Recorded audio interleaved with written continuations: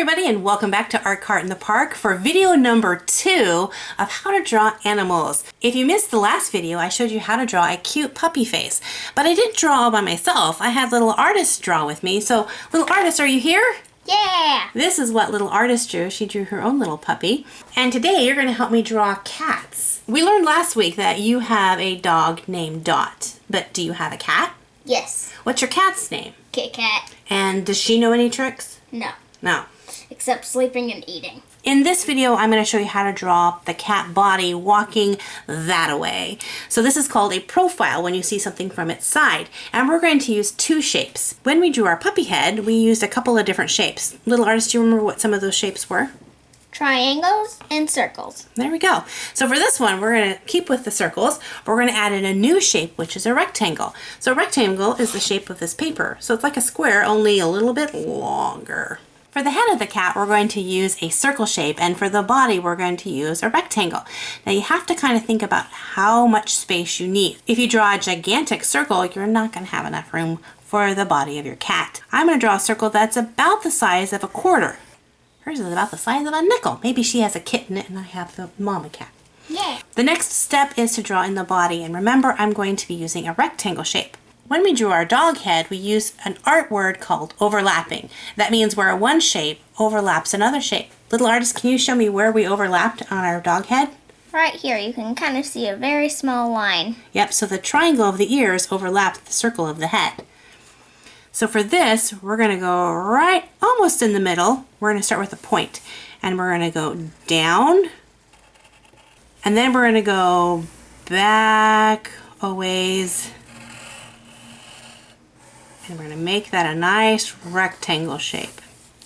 Now remember, if your circles don't look perfect and your rectangles aren't straight, it doesn't matter. That's why we're drawing with a pencil. It's easy to erase and fix our mistakes. And a lot of these lines we're going to erase anyway. These are just guidelines to help us to find where everything goes.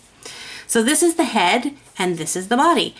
Now before we get into details, let's put in the other parts of the cat. So we're going to put in its legs. And for this, we're going to use another letter. We're going to use the letter U, but we're going to make the sides of the U go up really high. So for this first leg, I'm going to come down. It's just going to be straight. Just like that. So you can see it's a really long U. Now, if you want your cat's leg to bend, you're just going to bend that U. So here I'm going to have this leg come out. And it's going to bend. Just like so. For the back legs, we're going to use a letter that's kind of a mix between a U and a Y. And the reason is because the back leg is a lot thicker up at the top and thinner at the bottom. So I'm going to start up here, and as it comes down, it gets a lot thinner. So there's my one leg right there. Kind of. You want to come out just like that. Okay. Is it okay to make a mistake? Yes. Why is it okay to make mistakes? Because you can always erase. You can always erase, and that's how we learn, right? Mm-hmm. So we can even put our other leg there. And remember, see how I'm not, when I draw the other leg, you don't see all of it because it's overlapped by the rest of the body.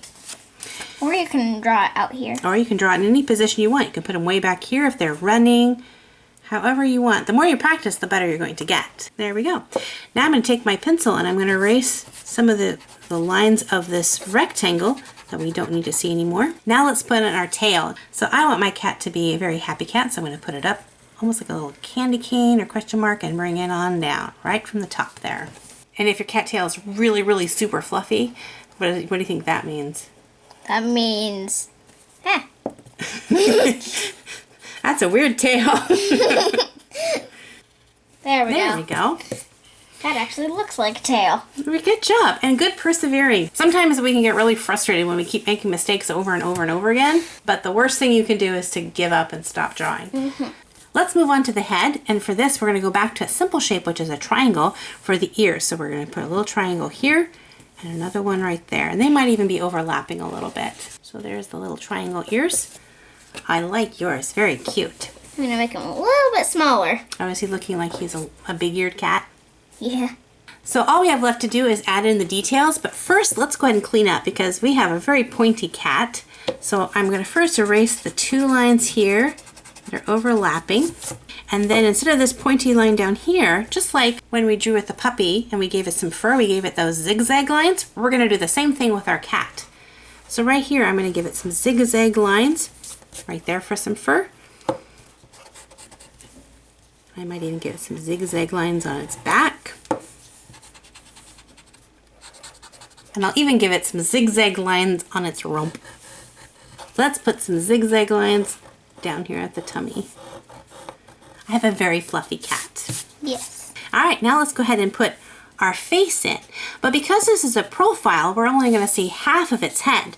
So we'll see one eye right here. But you're not going to see the other eye because the other eye is all the way on the other side of the head. So we just have one eye, and then we're going to put his little nose right here. We'll put a little nose. If we drew a cat looking straight at us, the mouth would be that W shape. But because it's looking sideways, we're only going to see half of that. So it's going to be half of that W, just like that. What are some other details that you can think of that a cat would have? Whiskers. Whiskers. So right here underneath the nose, by the mouth, that's where the whiskers grow. And we'll just use a couple straight little lines coming out for its whiskers.